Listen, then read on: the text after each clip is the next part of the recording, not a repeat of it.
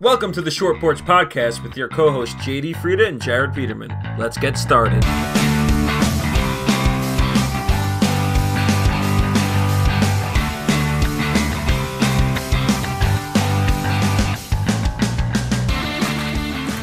Hello, today is March 21st, and you're listening to the Short Porch Podcast, where even Bubba Crosby can find the seats in right field. Welcome. I'm Jared Peterman, and you're joined by my co-host, JD Frida. That's right. Welcome to the Short Porch Podcast, everyone. The best baseball education this side of River Avenue. We hope you had a great and safe St. Patrick's Day weekend. I'm going to throw it right back to my co-host, Jared Peterman, to let you know what we're going to go through today.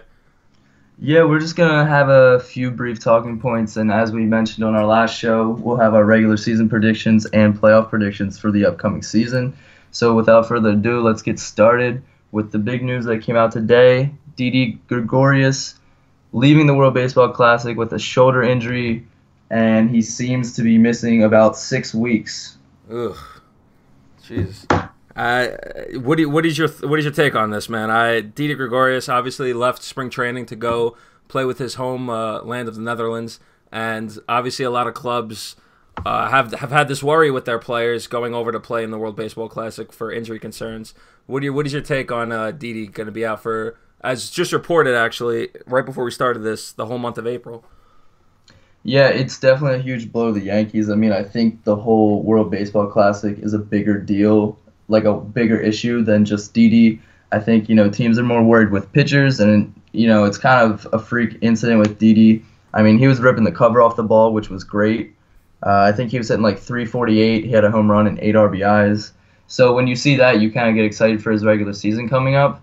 And then when the injury news hits, that's kind of when you think about like the whole negative aspect of teams sending players to the World Baseball Classic. For sure, and I mean, obviously, it's probably you took much of a bigger hit than I did, you being the Didi fan for years. And I just want to speak quickly on I believe the severity of the. I believe Girardi came out officially and said he has a hematoma on the bottom portion of his scapula. And for all you taking pre-med, you know more than me about that. But from what I researched, and I am a hell of a good researcher, that typically was going to take about 3 to 5 weeks for him to actually heal. And then from that point, they'll probably keep him out another week or so to get supremely ready for baseball. But so, yeah, we heard that report today. And Didi will indeedy miss all of April. Shout out Johnny Sterling, a.k.a. the Sterling Silver Sharper. So, yeah, Jared. Yeah, basically what Cashman said was it's more like it's like as you described in medical terms, but for the just generic terms, it's like a strain. And he thinks, yeah, of course, and like it's gonna be about 6 weeks. I mean, so this brings up the replacement issue, where there's already been talk about maybe Starlin Castro moving to short, or just giving a guy like Ronald Torreyes. Yeah, so let's get into that. All right, so basically the options right now are move Starlin Castro to shortstop, maybe plug in a Ronald Torreyes, a Pete Kozma, your boy, Ruben Tejada, or even a Tyler Wade at shortstop or second base. So what do you think is like the best scenario out of the group of candidates here? You're gonna call me a tad bit crazy, and I was actually a proponent of signing Starlin when we did, but I really think that if I was the manager, if I was young George Girardi, that is, I would move Starlin Castro from second to short, where we've seen him before. I would then just platoon like Torreyes, a Tyler Wade, or I would try and fill that second base position with a platoon of players and start Starlin at the shortstop position. I like to quote a young Abel Tesfaye in his quote to say, "I see it or I feel it coming when I feel Ronald Torreyes starting at shortstop in opening day." But if I was the manager of the Yankees, I would want Starlin Castro to move over to shortstop, at least for the first few weeks or first couple of games, see how he's doing, and then take it from there. How would you oppose that argument? Would you agree with me? I don't think it's a bad move. He has played there before, and the Yankees have dangled him in trade talks. So if he shows he can play shortstop, maybe that's more trade value. I don't think the Yankees are going to trade him in the middle of the season, but I do think maybe he's the most stable candidate there. Now, if Ruben Tejada makes the opening day roster with a Ronald Torreyes, Tejada has played shortstop for the Mets in the past. From what I've watched, I think his glove's okay. I think it's the bat where he really struggles. But there's been a lot of talk with Tyler Wade having a good camp. I've read, they want to make him into a Ben Zobrist type where he's utility, so he could play a second, maybe a short, some outfield if needed. So I kind of, and we've seen this in the past where the Yankees like guys who can play all over the place. Shout out Robbie Refsnyder. Robbie. So I think a guy like that could make it over a Pete Cosmo or a Ruben Tejada and then kind of platoon Torreyes and Wade. But I think it's going to be a fluid operation in the first month trying to get, these guys settled in.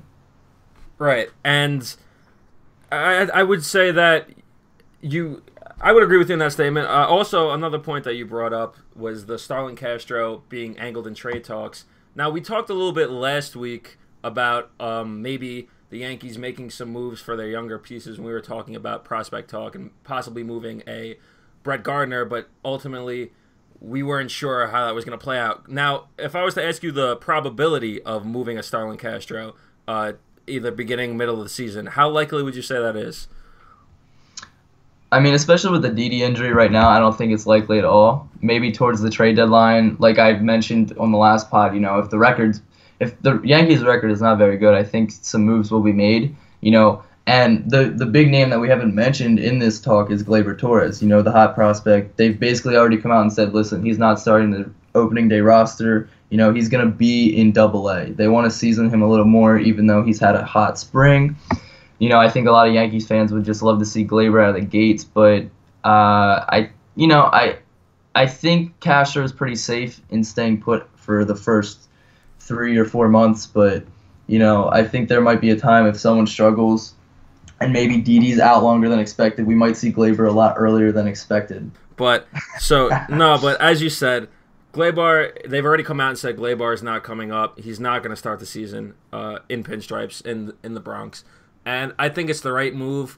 I'm not saying that I don't think he's ready or I don't think as highly of him as other people do. I do. I really do. And I think that's exactly the reason why we don't bring him up right now. I think if you give him the ability to groom and grow more and more as a baseball player in Double-A, as they've already committed him to, he's going to become a better and better baseball player. And by the time he does come up here, even if it's later this season, as long as he gets those reps in, and maybe if we need him later in the season, maybe later, hopefully, towards a playoff berth, which we'll talk about later in the podcast, ladies and gentlemen. But hopefully he'll progress into a much better baseball player and ready for that major league jump. But right now, as you said, I think Starlin is one of those candidates for that shortstop position, him along with a Torreyes or even a Tyler Wade, who, as you said, they're trying to make it to a Ben Zobrist, Brock Holt type of player.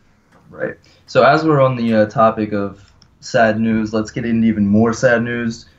In my eyes, Clint Frazier was demanded to cut his flow in spring training. Joe Girardi called it a distraction. I couldn't understand if he thought that was sarcastic comment calling it a distraction or serious. But Clint cut his hair. That's a fact. What's your whole take on the Yankees no facial hair clean cut rule? Listen, so I've known that this was a thing for a while, obviously, but I actually asked you before if you thought it was unwritten or it was in the contract or something. I think the word I used was pamphlet.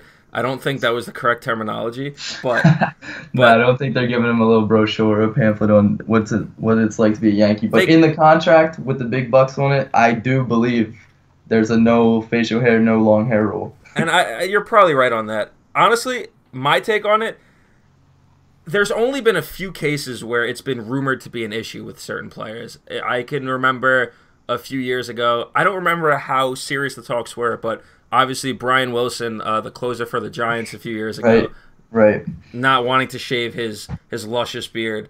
to become a Yankee, which there was talks, rumors he would go there. Obviously, it's if you want to go back to Johnny Damon, Absolutely. he That was probably the biggest case, but hey, right, and he made it work, right? He made it work. He shaved it off to get a ring. You know, Brian McCann always has a beard. I'm sure he has one now in Houston. And he didn't have any issues. I think was it Giambi back in the day grew a mustache from time to time, and they allow that. They allow the mustache. Right. And an interesting point is Joe Espada, the third base coach, I believe for the Yankees. I believe that's where he's at, third base coach. He's on the Puerto Rican World Baseball Classic team, and they're doing all the like dyed blonde hair stuff. I was just gonna bring that up. Yeah. And he's growing a beard. And I think Michael Kay actually said, that shows a bad, like, it gives off a bad vibe of the rule that, like, people don't, like, actually like it. And I tend to agree with that. Like, we're in this new age where it's fun to have, Bryce Harper with the flow or guys with big beards. It adds a little more flavor to the game that can sometimes get boring to the, casual viewer. And I think the Yankees should eventually get with the 21st century and, like, let this thing happen. You see, I'm gonna make a first point. My first point is gonna be on what you were talking about, the Puerto Rican national team doing that, dyeing their beard blonde. Correct? That's what all of them are doing. Yeah. All of them are either the hair bleach blonde or Espada's pretty bald, so I think he went with the beard instead. Yeah. I mean, Beltran also, who was also a Yankee, did that, dyed his beard blonde, which, in my opinion, looks awful. But that's besides the point. But to the second point, you said the Yankees eventually should get rid of that rule. Maybe it's a little antiquated. They should move in, as you said, move into the 21st century. This is why I love podcasts where you can disagree with your co-host and you can have opposing views. I love that rule. I absolutely love it. I think it's awesome. I think it's awesome because we're the only club that employs that rule. No other club has it. I think it's, and sure, you could say that, and I completely understand. You could say it separates us, maybe in a bad sense, and it kind of isolates us, our club, from the rest of. I think it's awesome. I think it's kind of like, it's like, you don't like us, fuck you. I don't care. Like, this is the way that our team is run. Maybe if we want to look business, sure, whatever, fuck it, we win. This is what we do, and I really don't mind it. I mean, I know that you have the opposing view, and I could see where the other argument comes from, but I really do enjoy the Yankees rule of the no facial hair and the no long hair. And you even see, like, it's not like they restrict all type of haircuts or whatever. Like, I've seen hold on, just to intervene real quick. So I was gonna bring this up, but I double checked. Don Mattingly brought that to the Marlins last year. They adopted the no facial hair rule. Yeah, it's out already this year. Thank you, Marlins, for having some sense. Oh my God, here he goes. Like, come on, come on now. Maybe I just like the fact that they're so restricted, but they still allow that their guys to have a mustache. And I remember back when Jason Giambi's upper facial lip hair was fantastic. I think it is. They only want their guys to have facial hair when they look like 80s porn stars, and I'm fine with that. That's great. So moving into the next part, we're going to talk a little bit on the rotation as we did last time. We don't want to get too repetitive with this, but as you know, 2 spots are open in the rotation, and there's been an emergence. A guy we touched on in the prospect talk, Jordan Montgomery, he's making a start in 2 days, which will be a big test for him to see if he can make the rotation. What have you seen from Montgomery so far, and what have you seen from the rest of the rotation? So I'll start off with Montgomery, as you said. I think Montgomery's he's looked really good. He's obviously a big body, big pitcher. We've talked about him a little bit last week. We've talked about him as Yankee fans last year. He kind of made a little bit of a buzz around August of last year as maybe coming up and helping out in the pen or making a spot start here and there. But this spring he's looked really good. He has that young gun tag on him with a bunch of the other pitchers that always excites fans. I think an important point to make, though, as much as he looked very impressive, as of right now, I believe he's not on the 40-man roster, which would make it difficult because then you would have to designate one of your 40-man roster, active roster members to designate for assignment. And I think with this Didi injury that is just sprung about, it's going to be hard for a Torres or someone of that nature to be designated for assignment. It's going to be hard to make a spot for him. Therefore, I kind of lean towards like a Severino and Chad Green to still fill out those last two. But Montgomery has looked, to answer your question, he's looked fantastic. He's showing a lot of promise. As you said, he's making a start in 2 days. What is your take on like the whole? Now we'd have to designate someone for assignment if we wanted to add him to that roster, the 40-man roster, and how he's looked so far in spring training.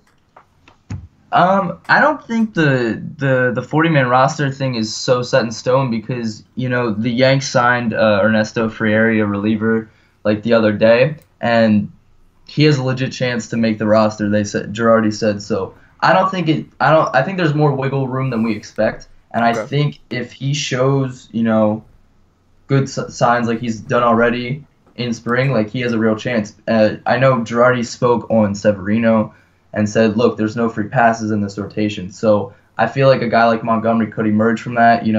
We talked about Brian Mitchell. He hasn't looked so good. We talked about Severino. He certainly hasn't looked good. And then Chad Green is in the mix as well, and Sessa. So no one's really stood out, and I think Montgomery is a guy who wasn't expected to be in camp this long. He was probably supposed to get the cuts in spring, but he's still there for a reason. He finished off the Yankees spring training no-hitter the other day, which was great to see. So I think he has a shot. I don't know if he'll definitely make it, but I wouldn't rule out just because like the 40-man's like a lock that he's not on it, that he's not going to make the opening day roster. That's a fair point. I can see that. As going back to you talking about, as you said, Severino has looked kind of underwhelming. Sessa and Chad Green, we haven't seen too much of Chad Green in this spring. Right. From what he does have so far, I think he has 12 innings pitched in the spring so far, and he has I think mid one or maybe high 1 ERA and a fairly low WHIP. I still lean towards Green to try and maybe round out that rotation as the 5th starter. Whether we see Severino or even a Sessa or maybe a Montgomery come into that, fill out that rotation, it's yet to be seen. I mean, I'm still leaning towards Green to put in that rotation behind the CC, Tanaka, and Big Mike Pineda. Big Mike Pineda. How could I forget Big Mike Pineda? Yes, you can. Let me just touch on Severino really quick. I read an article, I think it was in the Daily News, about Tanaka kind of mentoring him, but not in the way you kind of think about it. Like, Tanaka's looked absolutely incredible this spring. 13 scoreless innings.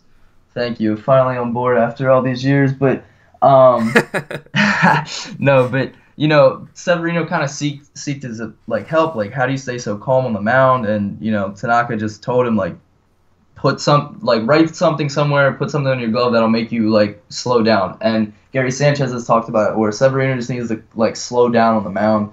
And so Severino, I think he did this last start. He wrote, patience inside the brim of his hat. So cute, I know. But I don't think the start was too bad. I think, he maybe started rough, like a normal Severino start, and then calmed down.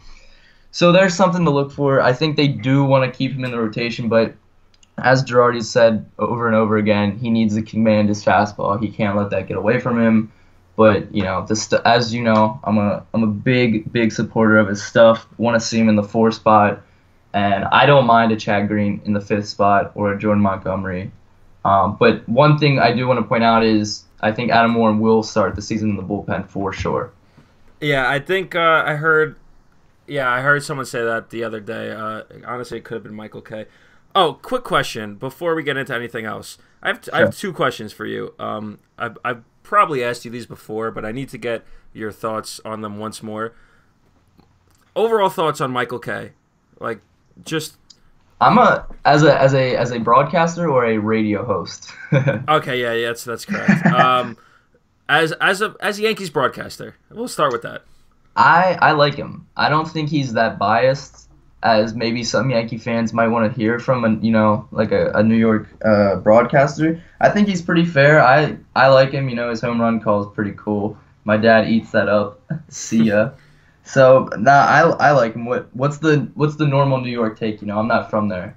Right. Well, you probably shouldn't say that on here. No, I'm just kidding. Hey, but yeah.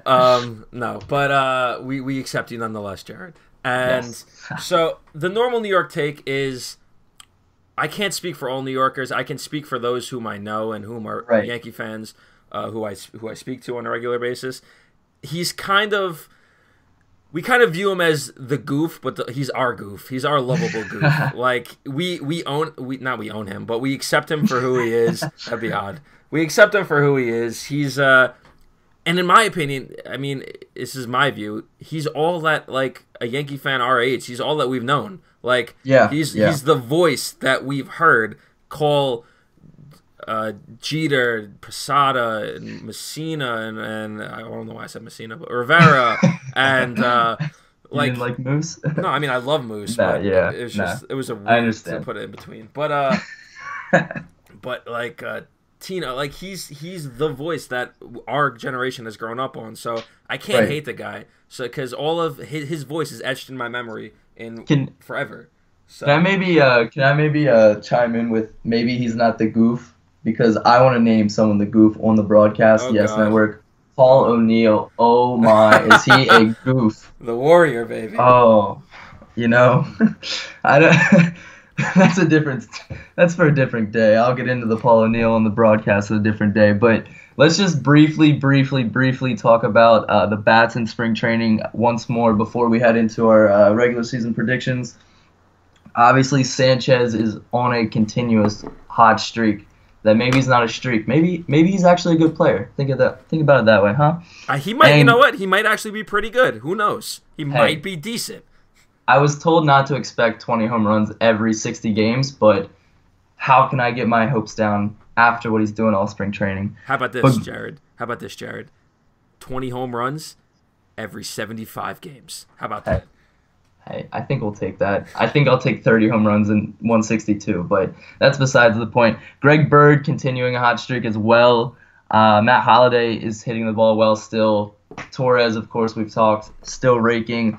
Anyone else from spring that's really caught your eye? I mean, we talked about him last week. Billy McKinney he's still looking really good. He's made so much. He's made the most of his chance. Still, we don't know if we're gonna see him in the Bronx, but he's looked fantastic. And he wasn't really supposed to even come to camp until Tyler Austin got hurt. So Right, definitely exactly. on to your point, making the most of his opportunity, and maybe he's a utility outfielder for us at some point. But he's still in camp, which is a big sign. Yeah, For a guy exactly. He's not been sent away yet. He's still there. So the Yankees obviously value him for what he's been doing, or at least giving him the nod, like, hey, what you've been doing in spring training so far, it's been impressive. We like what we're seeing out of you. And sure, he may not start the season or may not even be in the first few months of the season in the Bronx unless there's a major injury that occurs. But as you said, he's made the most of his opportunity. Right, that's definitely something to watch and monitor throughout the season, see how he's doing in the minors. Kind of just, definitely keep an eye out for him. I want to talk about a little bit about Tyler Wade that we talked about earlier. Sure. Maybe getting in the shortstop, second base mix with now Didi hurt. He's been playing well, and I don't know if he's been, necessarily starting a lot. Maybe it's coming against late inning pitchers, but he's definitely a guy that Yankees fans need to take notice of with this last 2 weeks before spring training, because he's another young prospect that, doesn't really get the shine. He's been in the Yankee system. He was in Double-A last year. He doesn't hit for much power. I think he hit around 260, 5 homers, but this spring he's hitting 419 in 19 games. So there's definitely a shot that he is in this mix and plays right away. Right, and with the openings and the positions that we talked about prior, he could definitely fit in somewhere. And I mean, with the streak, or rather with the performance that he's had so far in spring training, I mean, I don't think I would hear a peep out of a Yankee fan if he made his way onto that opening day roster. Another guy that I don't know if you might have mentioned it before, but Greg Bird just raking the ball in spring training. I mean, Bird is the word. What is going on here? Like, we talked about him last week, and dear God, I apologize. We questioned whether Greg Bird is going to be a consistent starter at first base. How do you not give him the starting position right now? Like, I might have a conspiracy theory. All right, let's go. Let's hear it. Maybe Greg Bird never got shoulder surgery. Maybe they wanted to torture Yankee fans with Teixeira for one more year to force him into retirement and then bring Bird back good as new. And how would you say that they got Bird in on this? What was the incentive for him? They said, hey, take a year off. Just take a year off. Paid? Paid year off.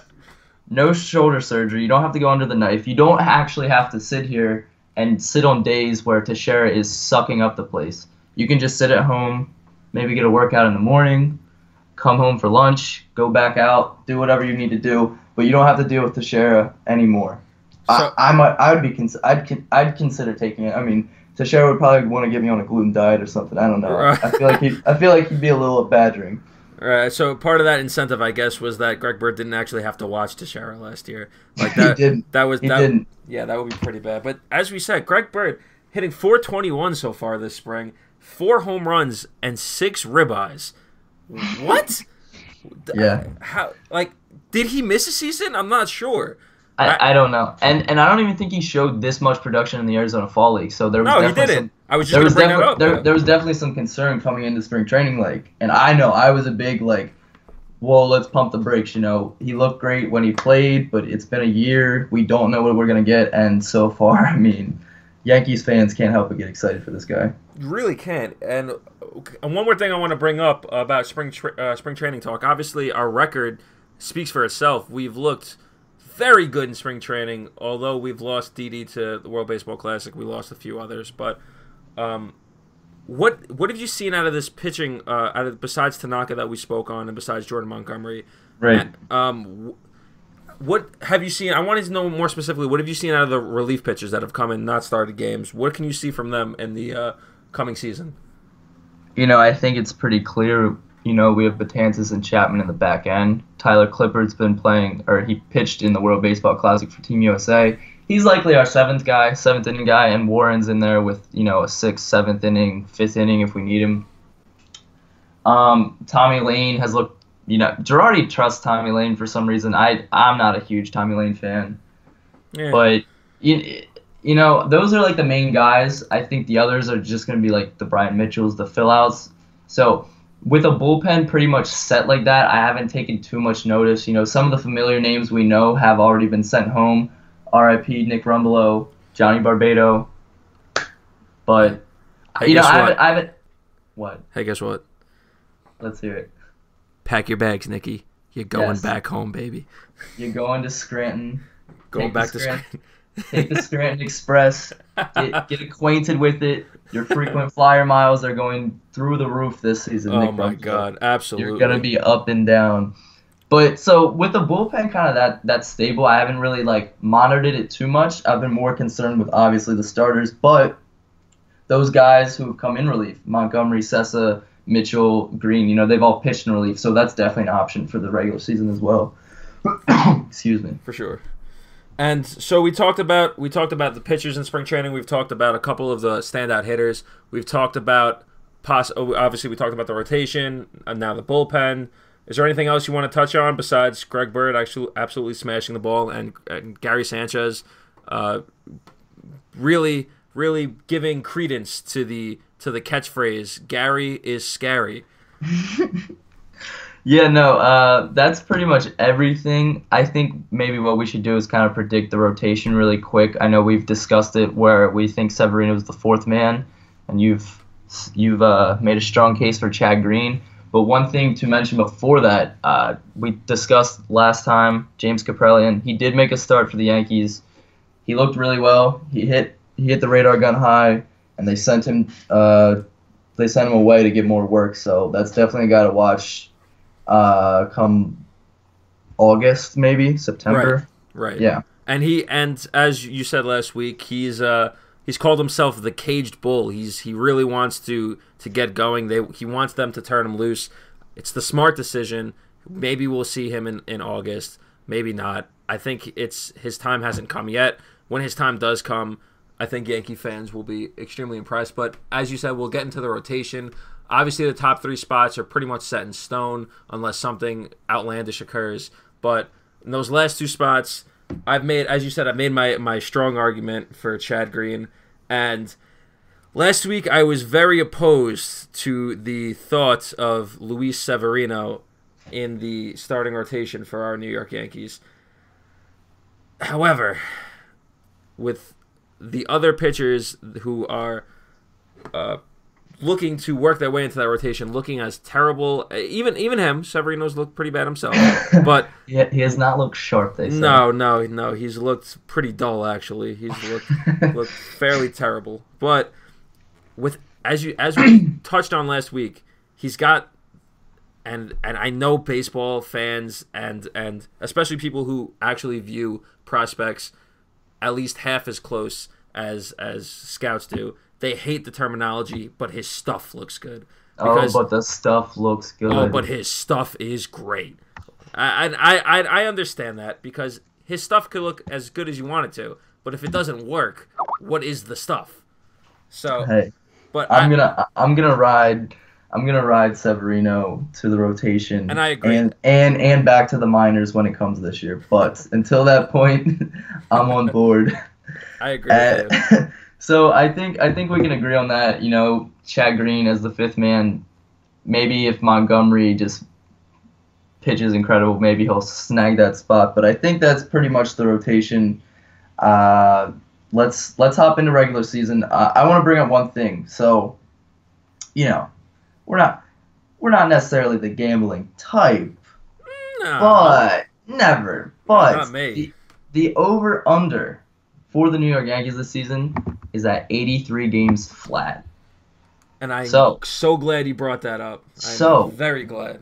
What do you see the Yankees going over, maybe pushing under? What are you thinking? Listen, if I was a betting man, and I'm not. Right, of course not. But if I was a betting man, and you said the over/under this year was 83 games, 83 games. Let's just go back in time for a second. Last year, before the All-Star break, the Yankees were looking not so great, but the Yankees were looking a bit performing. They were underwhelming, to be honest. Absolutely. So this is before the All-Star break. Now think back on this. I know that we've had many a conversation during this time period. So I made a bet, a very drunken bet, but a bet nonetheless. A very drunken bet with one of my friends who is a devout and diehard Mets fan, because there are many of those in New York. Thank God you're not here for that. But I made Did they just come about in the past few years, or have they been there? Well. Okay. Yeah. They would rather not the truth be told. But, okay. So I made a very drunken bet one night, maybe a week or two before the All-Star break last year. I made a stupid bet at the time that the Yankees would finish over 500. The bet was for, I believe, $50. I made that bet for. And at the time, $50 isn't a lot, but it's enough where if you think the bet's going to go south for you, you don't make it, $50 could buy you, some pretty nosebleeding Yankee tickets, So you don't make that bet. However, I did make the bet. And the Yankees did finish over 500 last year. In fact, they finished 84-78 last year. And so that brings it to the point, Vegas says that we're a win less. The Yankees are a win worse than last year. But do you agree with that? Yankee fans, please forgive me. I foresee the New York Yankees, the Bronx Bombers, going 82-80 this year in 2017. I'm not taking that bet. I'm going on the under with that bet. I just see we have young talent. We have young talent, and we're very excited for the future. However, the future is the future for a reason, and it's not the present for a reason. We have certain pieces that are very impressive. We have Gary Sanchez. Aaron Judge has a lot of potential. Wait, did you say we have Gary Sanchez? Never heard of that guy. No, me either. Okay, so we have Yosoi Gary. I mean, we have Judge has a lot of potential. our number one pitcher is good, and CeCe's looked good last year too. So I mean, but we're just too thin. I think if we have one or two severe injuries, it kills our season. And I think 82 and 80. It's still above 500, not by much, but I think it's a fair assumption for what this season can hold. And I'm very curious to hear what you'd have to say on that. You know, as much as I would like to say push, I'm not going to do that. I'm not going to say push. So I'm going to take the slight over. Oh my God. The slightest of overs. Maybe 84, 85 wins, maybe. Listen, the Yankees never go under 500. I haven't seen it in my lifetime. So why would I take them to go under 500? I don't think they're going to be in game 162 trying to stay above 500. I think they're going to be in the mix, in the wild card mix. Not to spoil a little, prediction here, but I do think they're going to be in the mix. I think the young talent's going to stand true and keep them in the race. And if, we could see a repeat of last year where maybe we dump some guys and we bring up a Gleyber Torres or Clint Frazier, and it actually helps our team. So I'm going to stay a little more optimistic in that sense. I'm going to say they're going to hit, 84 wins. Am I putting money on that? Maybe not. But I do believe the Yankees will have a winning record, and I do think they get in the playoff mix. So what do you think? So 84 wins, you're saying? You're saying 84 wins. Around 84 wins. So you're saying 82. So basically a repeat of last season. Yeah, similar to it. I mean, I think there's room to go a little better, room to go a little worse, but I'm going to keep so we're in the same ballpark. I'm going to keep that in that same ballpark. But, so 82 wins, that obviously doesn't make the playoffs. So who do you... I'm not gonna spoil anything for a little bit later in the show. Well, that's true. So... What's your one bold prediction for the Yankees this season? I mean, do you want the Doritos bold move of the night, or do you want just a regular prediction? Hey, give me the boldest of bold here. Ooh, all right. My bold prediction for this year, and this is not a team statistic. This is this is an individual statistic. Right. My bold call of the night for this season would be Aaron Judge hitting for 31 home runs. 31. Wait. Everyone may think I'm crazy. Everyone might think 31 home. This guy clobbers the ball. This guy, when he gets his bat on the ball, he's sending it to Mars. Hey, and touche. Indeed, he does. But he also doesn't touch the ball very much. And when he does touch the ball, I think I can see them not trying to tweak his swing, but I could see hitting coaches and Girardi trying to get him to hit for contact more often. Right. Just one note on that: they have dropped his leg kick, I believe. Yes. Already I was going to bring up That's definitely in play. They've made his swing a little more compact, kind of keep him in the box more. But 31. I'm gonna say 33. I'll say 33. I'm gonna round it out at 33. 33 home runs. Now hold on. Let me ask: does Gary Sanchez top that number in your opinion? Yeah. How many home runs do you have Gary Sanchez hitting? Let's just hear this. Not for many more, but he's I think Gary Sanchez. Also, I'm gonna bring something up after I say this number. I'll say Gary hits for around 34 to 36. I'll peg Gary for 34 to 36. I also have Gary Sanchez hitting for a higher average than you do. I really don't like your non-committal approach in your confidence in the way he can swing the bat for contact. I like his swing a lot. I love that he can hit it any pitch, off speed, fastball, doesn't matter, to any field. But I think teams are going to dance around him all season. I think we just need to slow down on our expectations a little bit. I haven't pegged it maybe 28 to 30 home runs. Okay. 280 average at the minimum, I think, is fair. I don't know if he's going to get to 300, but I think it's in that range. So question, if they dance around him, do you think he draws a lot more walks this year? I do. So what is his OBP this year? and he has great play discipline as it is, so I could see him getting walked, maybe not intentionally, but on base. Right. Hmm. What do you what was it last year? Do you know off the top? Off the top of my head. No, I'll look it up really quick. I'm just trying to, see what it was at last year. See if I can. All right, so his last year was 376. Okay. In 201 at bats. Let's see. He had 20 home runs, as we all know. He only had 24 walks, though. Right. So I think maybe, that evens out and he's around the same. Maybe the walks go up, but the home runs, in the, he'll get way more than 200 at bats, so the home runs kind of even out and the walks go up. So around the same.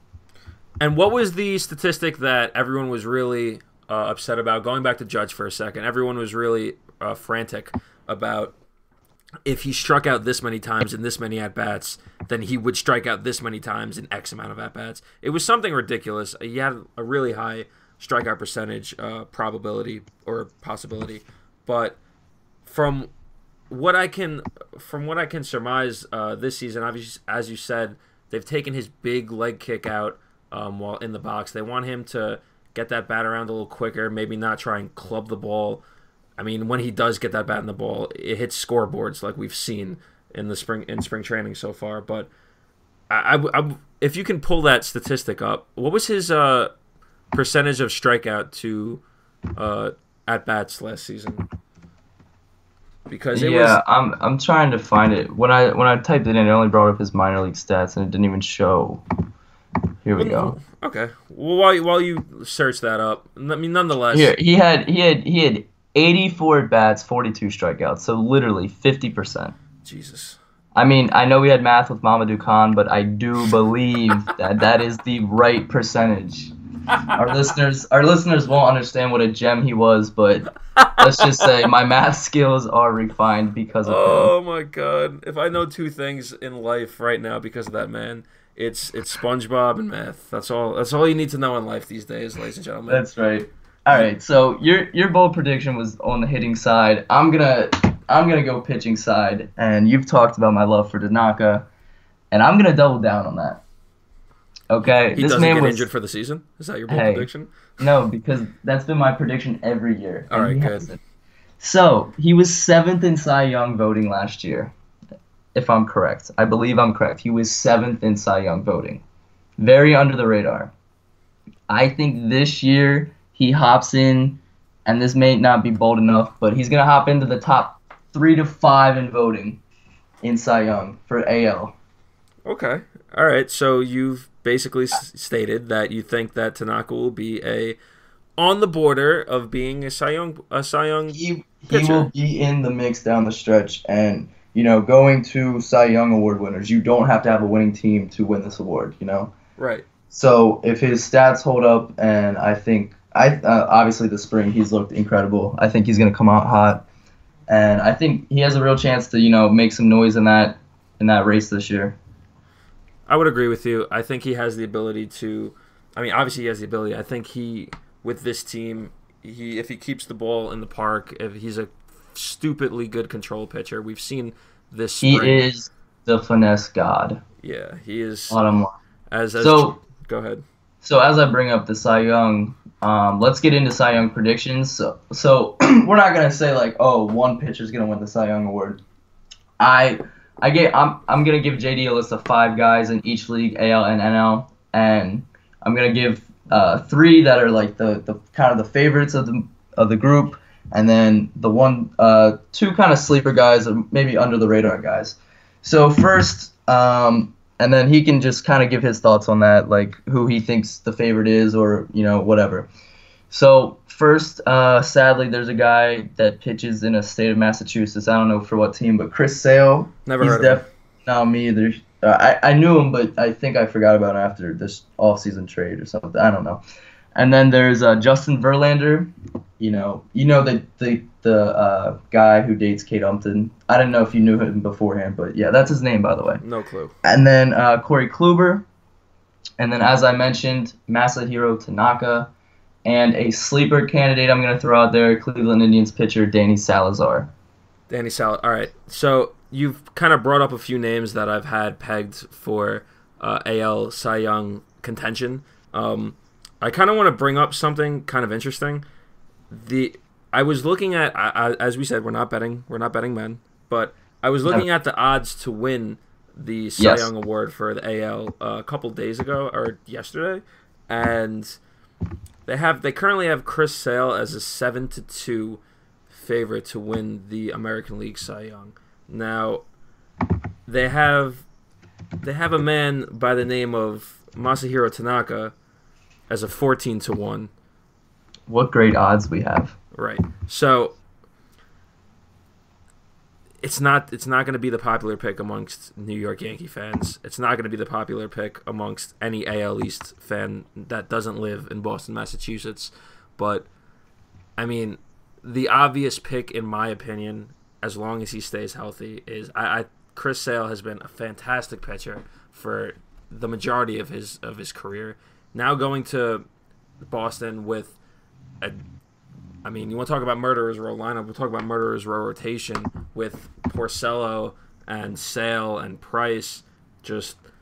I'm really disrespected that you called that murderer's row pitching. Okay, well, listen. That's for a different day, but that's a little blasphemous. Listen. You're buying Rick Porcello's Cy Young last year. Oh man. Listen. I'm buying Rick Porcello as a very good pitcher in the AL. That's what I'm buying him as. And guess what? Rick Porcello is better than every pitcher we have not named Masahiro Tanaka by a long shot. That's not hard to do. Right, I understand that. And we also might have a weekly segment called "Is Michael Pineda Good?" The answer every week is we're still not sure. But we don't know. No, we just don't. But I mean, you threw a couple names at me. The one that obviously jumps out in front is Chris Sale. I really do like Kluber's chances. He's a different kind of pitcher than a lot of these other Cy Young pitchers are, contenders. But if I had to pick one off the top of my head that is most likely going to win, and it's kind of a cop-out because he's the favorite, I'm going to still go with Chris Sale. Now, if you want to throw me a couple names for the NL, I'd be happy to give my take. Sure, and maybe one other guy to keep an eye on in that race is Chris Archer. He had a bad year last year. I think he bounces back.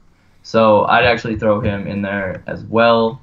And I'd either say Archer or Kluber to win it.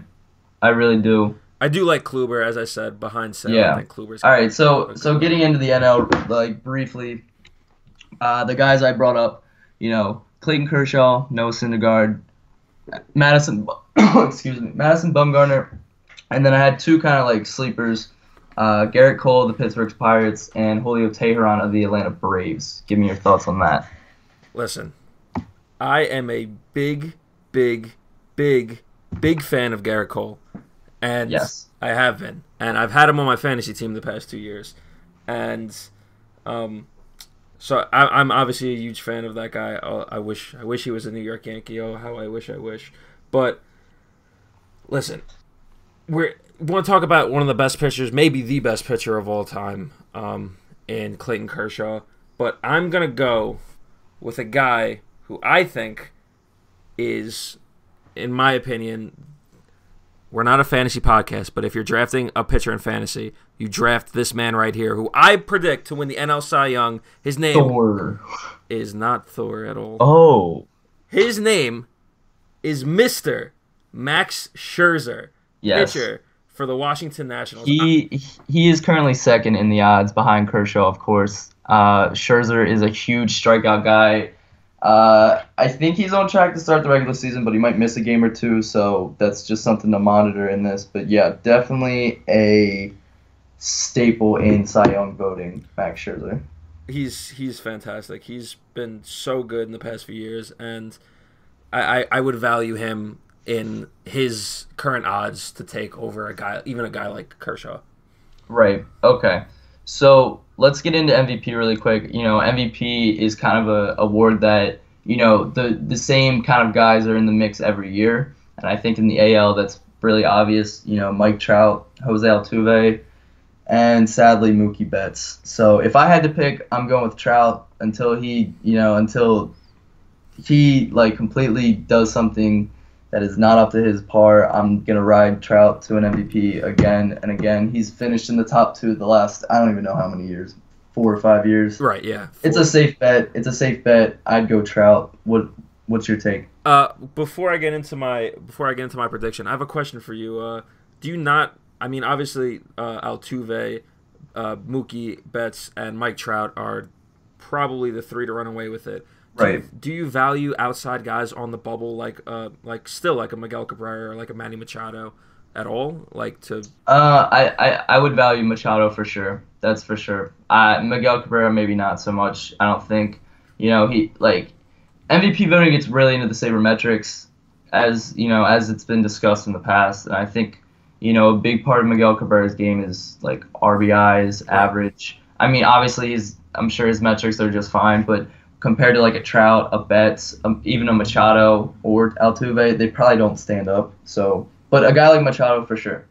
Okay, so going back to my prediction, as you said, it's really hard to go against a Mike Trout who, as you said, has finished in MVP voting for like basically as you said, the past 4 or 5 years, but basically in the recent memory, he has been every year the head guy in the AL. And last year with the LA Angels or the Anaheim Angels, whatever you want to call them, not finishing so fantastic at 75 or 74 wins, he still managed to hit for a high clip. He managed to, I think, hit 30 home runs, close to 30. The production never never really. That's the thing with him. It never slips. It never slips. Whether his team's great, terrible, doesn't matter. And he's on an awful team, and that still doesn't matter to really the voters because the sabermetrics are so good. So, right. But yeah, continue. No, yeah. So that's basically all I have on that. I think I value Trout to win that. I think it's a 2-horse race. Really, I think it's a 2-horse race between Trout and Mookie Betts, unfortunately. I think Altuve's right there, too, but I think it's going to be hard to match. As you said, sabermetrics is valued of extreme importance, and Altuve's right there, too, but I think it's between Trout and Betts. I'm going to take Trout. Okay, so with that being said, let's get into some playoff predictions.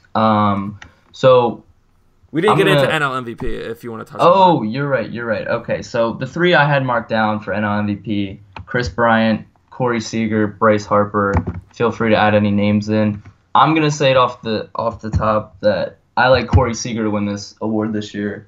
He had a great rookie year last year, and I think playing a position like shortstop can only help his value. So I'm going all in on Corey Seager. You took the words right out of my mouth. I love Chris Bryant. I think Chris Bryant's the future of this league. We talked before about like having these important young guys come up and being the face of this league, and Chris Bryant serves perfectly for that role. However, Corey Seager is the next man in line. As you said, he had a great year last year. I'm going to pick him, even though I'd say Chris Bryant is probably likely to win at the start of the season in odds and everything like that. I'm going to take Seager to win as well, so I would agree with you on that. All right, now we can get into some playoff predictions. I want to briefly bring up that the Yankees are plus 650 to win the division, the AL East division. That's third best behind the Red Sox and the Blue Jays. Right. Briefly, do you think that's accurate? Yeah, I would say that's accurate. I would peg them as third. And then sadly, I do have the team in Massachusetts winning the AL East this season. So yeah, let's go one by one, and we'll get both of our predictions and maybe a very brief reasoning. So so we'll start with the AL East. You said you're taking the team in Massachusetts that should not be. Yeah, they won it last year. They made some big moves this offseason. Obviously, Poppy retiring definitely hurts them, but they're retooled and they're ready with some younger guys like Mookie Betts and Xander Bogaerts to keep this thing rolling for a few more years until the boys in pinstripes are ready. So yeah, I think they snag another division title this year. Yeah, I'm taking Boston to win the division title this year once again. I mean, it's they're only a placeholder for next year until as you said, the Bronx Bombers come back and really show what this young talent's all about. But yeah, with Sale, Price, Porcello, as I talked about, with you guys talked about Bogarts, Mookie Betts. I think they're taking this. And quickly before we get into the next one, what do you value Benintendi this year, being the big prospect that he is? Yeah, I think he could have a really good year. There's talk of him hitting like second or third in the lineup, which would be huge for his value. So, I mean, he looked really good last year. I kept a kind of a close eye on him. So, yeah, he could definitely be a star in the making. Hopefully not for us Yankee fans, but that's all I'll say on him. Right. So let's move on to the AL Central, going across the country a bit. Right. My AL Central prediction, I have, once again, the Cleveland Indians taking it. Obviously, their biggest move of the offseason was bringing in slugger Edwin Encarnacion from Toronto. Right. I just value their team. They're really well-rounded. I think they take it again. Yeah, I would have to agree with you there. As you mentioned, Encarnacion signed from Toronto. They also get Michael Brantley back in the mix. And if you think about it, their playoff run last year, they were really without two of their better starting pitchers throughout the whole playoffs, and they still managed to get in there. So Carrasco got injured again in spring training, but when he's healthy, that's a bigger arm. And if Salazar stays healthy throughout the whole year, they should really run away with the division again, especially beating up on teams like the White Sox and the Twins. I agree. So let's go west now, and this is kind of a three-team race in my opinion. Who do you have winning? This was the one that kind of stumped me a bit. I couldn't really come up with a kind of a runaway candidate, and I just decided on one, but I came to the conclusion I'm gonna take Seattle to actually win the AL West. Shout out Robbie Cano. Yeah, shout out the young man Robbie Cano. But yeah, we've seen improvement over the offseason with the Mariners, and obviously we talked about I'm losing it right here. Whatever. Oh, well, all I know is the Mariners. They made some improvements. King Felix has come back to form from years past. Last year he looked good. It's a 3-horse race. However, I'm gonna take Seattle to actually pull out and win the AL West. Yeah, you failed to mention that their GM Jerry DiPietro was like a fantasy baseball manager. I think he made like 20-some trades this offseason. Yeah. So they were definitely active, trying to make any move they can. I think they helped the starting rotation with Drew Smyly. They have a great closer in Edwin Diaz, young arm. But I'm going to take the other team that made big moves this offseason, and that's the Houston Astros. I am drinking the Kool-Aid a little bit. I think with a middle infield of Altuve and Correa, and you add in some veterans like maybe the Yankees veterans in Beltran and McCann, I think they can do it. They were in the race long last year. The Rangers, they do have a problem beating the Rangers, and obviously that's the team we're kind of giving the shorthand to right now. Right. But I'm going with the Astros. I think they have some young guys there. Add in George Springer. As long as their pitching is up to par, I think they win the division. And even if it's not, they have some young guys ready to go in the minors. So I think that's the team to watch in that division. So let's hop into wild card. We have 2 teams. Let's hear your 2 teams. So you just touched on one of my AL wildcard teams. It would be hard if I said that the Seattle Mariners are winning the AL West. It's kind of difficult to not say the Astros are going to be one of those wildcard teams then. So I'm putting the Astros in a wildcard position, and it might surprise you that they will be squaring off against the Toronto Blue Jays of the AL East. Okay. In a wildcard matchup. And, I mean, spoiler alert, I'm taking the Astros to win that game, but I still have the Blue Jays as that second wild card position. What about you?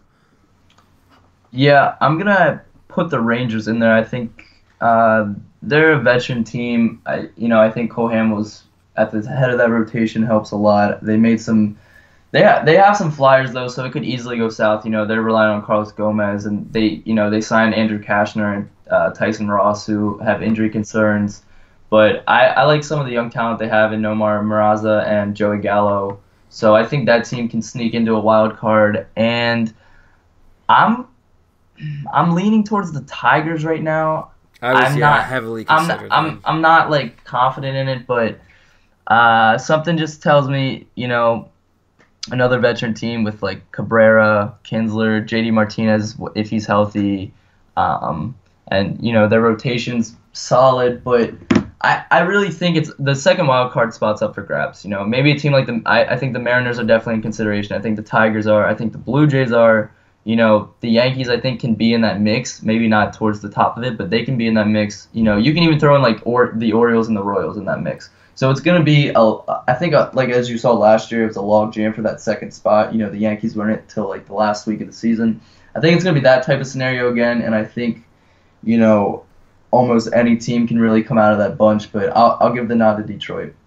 Okay. Now we'll get into, we've talked about the AL, what we think for each three divisions, and the two wildcard spots. Now we'll jump into the NL. Now we'll go from east to west as most important region of the United States to least important. So we're going to talk about the NL East, and fortunately for all of our Mets listeners, JD Frieda, will be selecting the Washington Nationals to come out of the NL East, and I for very good reason. Obviously, I mean Scherzer, we talked about him. Tanner Rourke, they have Strasburg still there. They have Trey Turner, who's developing into a stud, developing into a superstar in this league, a superstar. They just signed Adam Eaton over the offseason. They traded for him. They traded for him. That's right. Big prospect deal, but yeah, definitely some stable at the top of the order. I like your pick. I like your reasoning. I'm taking the Nationals as well. I think the Mets are close though. They could easily flip flop. The Nationals, they need to. They really need to get their back in the bullpen straightened out. They kind of swung and missed on every closer on the market, but I do like them to win the East. So we can move into the NL Central now. So with the Nationals taking the East, is this a conversation in the NL Central? Like, I'm just wondering. You know what? It is. To me, it is. To me, it is. To me, it is. I mean, I'm taking the Cubs. I'm taking the Cubs in the Central. As am I. Right. But very surprising to hear that a lot of people are really underrating, in my opinion, the Cardinals this year. The Cardinals. I think the statistic is that they've made the playoffs 12 out of the last 16 years or something like that. They're consistent. They're always there. They're always right there. Sure, they're being overshadowed. Couldn't you say the same stat for the Yankees? Yeah, they missed in 08 and then right. No, I past 2 or 3. So look, I think the Cardinals lost some guys. They relied a lot on their homegrown talent, and sometimes that hurts them. Sometimes that helps them. I think the Pirates could actually take a step above the Cardinals. I'm not too high on the Cardinals. I know they are consistent. They'll be over 500. They'll be in the wild card race. But this is clearly the Cubs division, even if they regress a little bit from their great season last year. Right. So we can move into the NL West now. Yes. I would like to hear your pick on who you believe is going to take the West, and then obviously your two wild card spots. So it is an odd year, not an even year, but I think the Giants break the trend. I knew you were going there. Yeah, I think they break the trend and win the division. Johnny Cueto has another year there. I think Jeff Samardzija does better this season. They signed Mark Melancon in the offseason to shore up that back end bullpen where they really could have beaten the Cubs last year if they had a good closer, or they could have taken them to 6 or 7. So I think the Giants win the division. They even have they traded for Matt Moore late in the year last year, who looked really good for them. So their rotation is sound. They have their bullpen fixed, and they just know how to win ball games. Right, and now we're gonna go into my prediction, which you probably don't agree. Well, you don't agree with obviously because you're taking not the team that I am. But right. I'm actually going to go in the NL West with the Colorado Rockies. You're going to You're right. You're going to call me maybe a tad bit crazy. I really like I really like Charlie Blackmon. I think DJ LeMahieu, if I can even Yes, say his name. the Arenado, the right? batting champ or the runner up to Daniel Murphy. He was in the top 2 in average last year, I believe. Yeah, exactly. He hits for a high average every year. He's just really consistent. I mean, Arenado is a monster. Gonzalez has up and down years. Trevor Story is. Yeah, they definitely have the offense. I mean, Ian Desmond is hurt to start the year, but yeah, they have the offense. The one thing that concerns me. My question is, where's the pitching? That's you're in in Coors Field, so like, I don't know. Right. It's what concerns me is their rotation. I like it though. It's the trendy sleeper pick. I like it. I like John Gray. I mean their average ERA of their 5 starters last year was above 4, so it's not great, but room to improve. I mean, I'm gonna go with the hipster pick here, and I'm taking the Colorado Rockies. All right. So then I'll just get into my wild card picks. It's really not even that hard for me. I think the Mets will grab a wild card spot. You know, they made the big splash of re-signing Cespedes. They have the rotation we all know. I think Harvey bounces back a little bit this year. They grab that spot, and then they face off with the Dodgers. So maybe we get a Syndergaard Kershaw wild card game. That would be fantastic. Unfortunately, go ahead. Oh, okay. Unfortunately, I agree with you about the New York Metropolitans being the wild card game. Again, trendy pick. Trendy pick. Well, maybe not so trendy, but my opinion. I'm going with a team that you disagree with me before. I'm going with the Cardinals to take that second wild card position. The Mets playing the Cardinals in that wild card game. I mean, I think the Mets take it. I think you're maybe not undervaluing the Cardinals. Maybe I very well could be overvaluing them. But I take the Mets to win that wild card game and go into the NL playoffs pretty strong, as you said, re-signing Cespedes. I think Harvey has a bounce back year. Matz is a very good young pitcher. We've heard about the Mets young organization, young prospects in the past few years. Now on the other side of the river, the Yankees. We've heard in the past year or two. So I think the Mets, all that talent's going to come to fruition. I think they go back to the playoffs this year. Yeah, I think that's a fair assessment. I think it's pretty safe to pick them. So let's just get into World Series predictions and wrap it up. So I'm riding the Giants this year. I think they're gonna go in the NL. I think they beat the Cubs in 6 or 7 in the NLCS. And I had a real struggle picking the AL team that they will face because I will not pick the Red Sox. I think it's hard for the Indians to repeat, to go back again, even though I said they really didn't even have some of their best pitchers in the playoffs. So I'm gonna ride the trendy, young team who made a lot of moves in the Astros. Okay. And I have the Giants beating them. So I'm having the Giants over the Astros in the World Series. All right. When are you ordering your Altuve jersey? So I prefer Carlos Correa. Okay, all right. So you're gonna be a little shocked by my pick. Okay. I think Colorado. I mean, you never know. I think you're undervaluing I almost said Cleveland Cavaliers. Jesus. The Cleveland Indians. I think they have the ability to make it back, and I think. They definitely do. They definitely have the pieces. I just think it's hard to do. Oh, of course it is. I mean, we've seen it with the Royals. They've done it, and but it's, and obviously other teams have done it in the past. But it's really hard. Oh, for sure it is. But if obviously, I also don't have all the favorite picks to make the playoffs and win their division. So I'm kind of going for more of a maybe not underdog, but maybe not the most traditional of playoff brackets, but I have Cleveland in the World Series making it out of the AL. And another surprise pick, which a lot of people wouldn't see coming, I have Washington coming out of the NL. Yes, that's right. You think Dusty Baker gets over the playoff hump? I think it's his year. I think it's the year. Wait, listen. I think it's the year that everyone sees Bryce Harper in the World Series, and everyone finally shuts up about if he's just if he's a bullshit artist, if he's truly like a baseball player, a baseball player. I think it's time that the Nats make it over that hump. I think Dusty Baker makes it over the hump of the playoffs, that playoff curse, and I think the Nats play Cleveland in the World Series this year. Now, you said you're taking the Giants to win it all, correct? Yeah, the Giants over the Astros. Do you have a game? Do you have a game prediction? I'll say in 6.